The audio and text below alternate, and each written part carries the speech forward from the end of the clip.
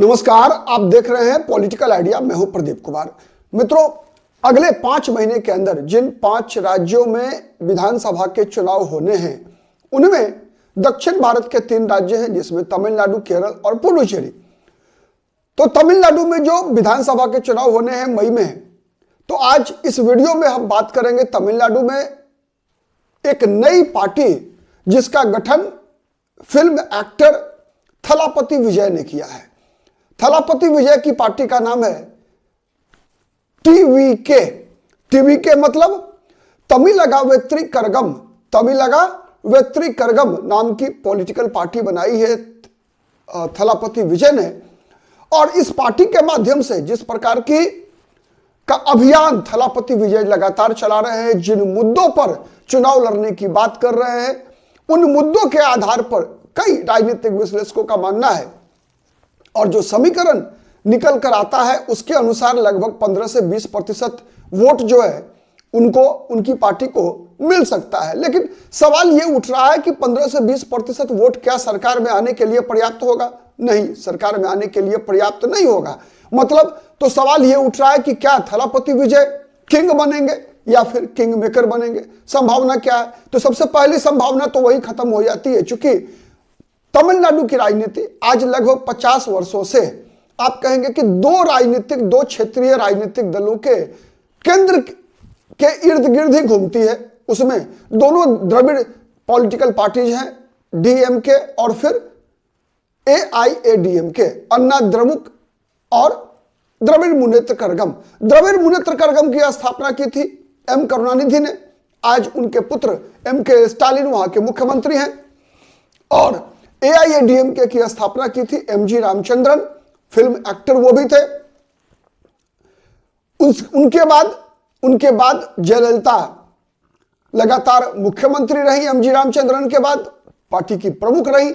लेकिन जयललिता के निधन के बाद एआईएडीएमके एक भी चुनाव नहीं जीत पाई है। मित्रों, दक्षिण भारत का राजनीतिक इतिहास की अगर हम बात करें तो आज सबसे पहले यह जानना होगा कि थलापति विजय की ताकत क्या है। मित्रों, दक्षिण भारत में जो फिल्म एक्टर्स होते हैं उनका राजनीति में आकर शीर्ष पर पहुंचना कोई नई बात नहीं है। जैसा मैंने बताया कि 1972 में एमजी रामचंद्रन राजनीति में आते हैं, सीधे फिल्म से आते हैं राजनीति में और चुनाव लड़ते हैं, चुनाव जीतकर मुख्यमंत्री बन जाते हैं। और अपने निधन पर्यंत आप कह सकते हैं कि लगभग उनकी राजनीति तमिलनाडु की राजनीति के शीर्ष में होते हैं, या तो विपक्ष के नेता होते हैं या फिर मुख्यमंत्री होते हैं।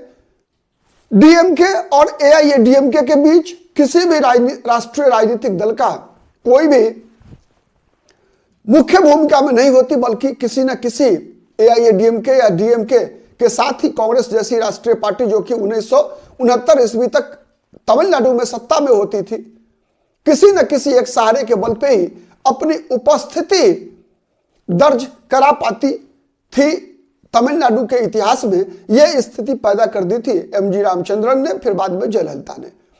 फिल्म इंडस्ट्री से ही निकल कर आए एम करुणानिधि ने डीएमके की स्थापना किया।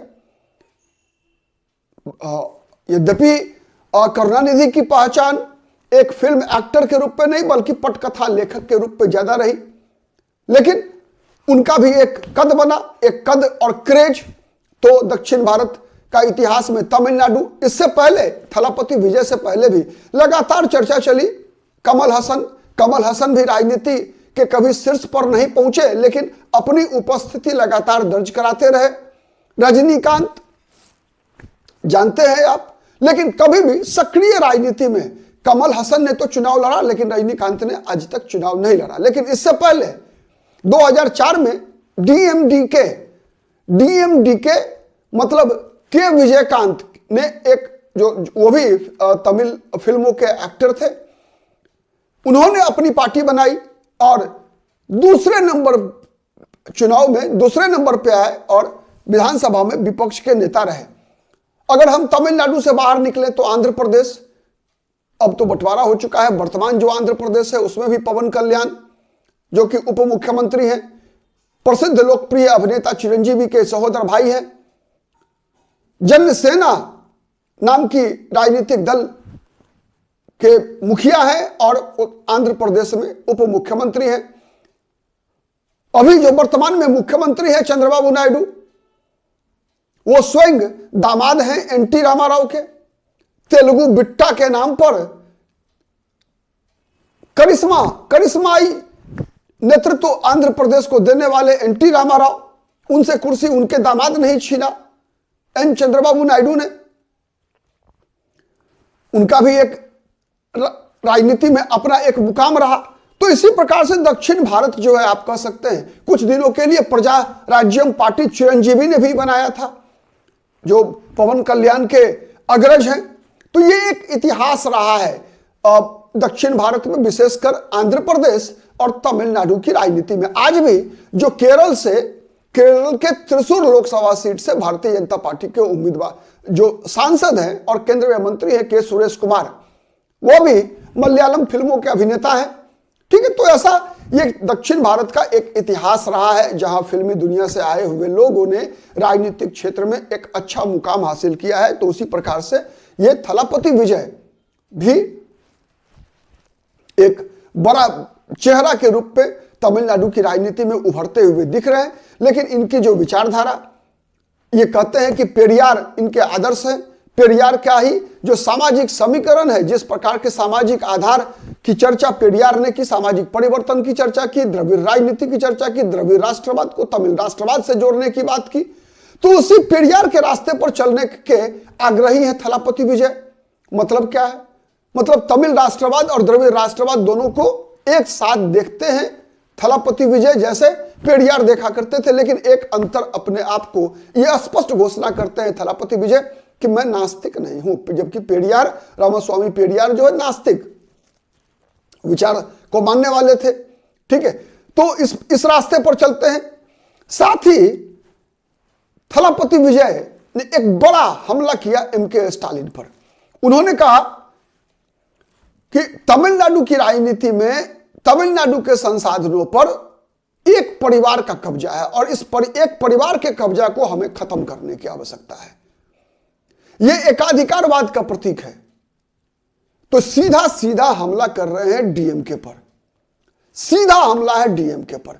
और थलापति विजय, इनका टीवी का आकलन यह है कि चूंकि अन्ना द्रविड़ मुनेत्र कड़गम एआईएडीएमके विगत दिनों काफी कमजोर हुई है जयललिता के निधन के बाद, तो इसी कमजोरी का फायदा उठाने के लिए थलापति विजय जो है वो उन्होंने अपनी पार्टी बनाई। लोकसभा चुनाव से पहले पार्टी बनाई थी इन्होंने, आपको पता होगा, लोकसभा चुनाव से पहले पार्टी बनाई थी, लेकिन पार्टी चुनाव लड़ी नहीं लोकसभा की।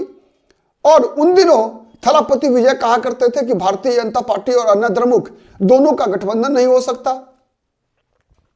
अब लोकसभा चुनाव में के परिणाम से सीख लेते हुए भारतीय जनता पार्टी और एआईएडीएमके, इन दोनों पार्टी ने गठबंधन किया। अब इस गठबंधन का जो आंकड़ा वोट का पहुंच रहा है वो लगभग आप कह सकते हैं कि मात्र जो डीएमके का गठबंधन है और जो एआईएडीएमके का बीजेपी का गठबंधन है, इन दोनों के बीच 6-6.5% वोट का मात्र अंतर जो है वो दिख रहा है। 30% और 37% पर है आंकड़ा। अगर ये तो आमने सामने की लड़ाई में थी, अगर मान लीजिए थलापति विजय अगर 15 से 20% वोट काटते हैं, तो सवाल ये उठ रहा है कि ये किसका वोट ज्यादा काटेंगे, एआईएडीएमके बीजेपी पीएमके के अलायंस का, या फिर डीएमके कांग्रेस और कम्युनिस्ट पार्टियों के अलायंस का।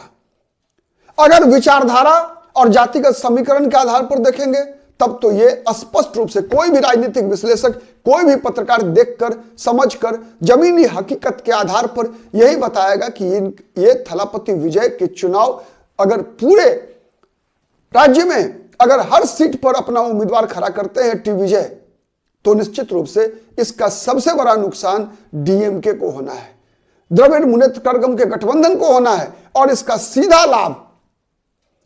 लाभ वो भारतीय जनता पार्टी, वो एआईएडीएमके का गठबंधन एनडीए जो 7% के मार्जिन को पूरा करने का प्रयास कर रहा है, अगर थलापति विजय लगभग 15% वोट, जो कि अनुमान लगाया जा रहा है कि 15% तक वोट टी विजय को मिल सकता है, अगर ऐसा कुछ होता है तो तो सीधा सीधा इसका लाभ भारतीय जनता पार्टी और AIADMK के गठबंधन को मिलता हुआ दिख रहा है।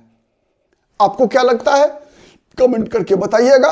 वीडियो पसंद आता है तो प्लीज लाइक कीजिए, शेयर कीजिए, और यदि अब तक पॉलिटिकल आइडिया को सब्सक्राइब नहीं किया है तो प्लीज सब्सक्राइब कीजिए। आज के लिए इतना ही, बहुत बहुत धन्यवाद।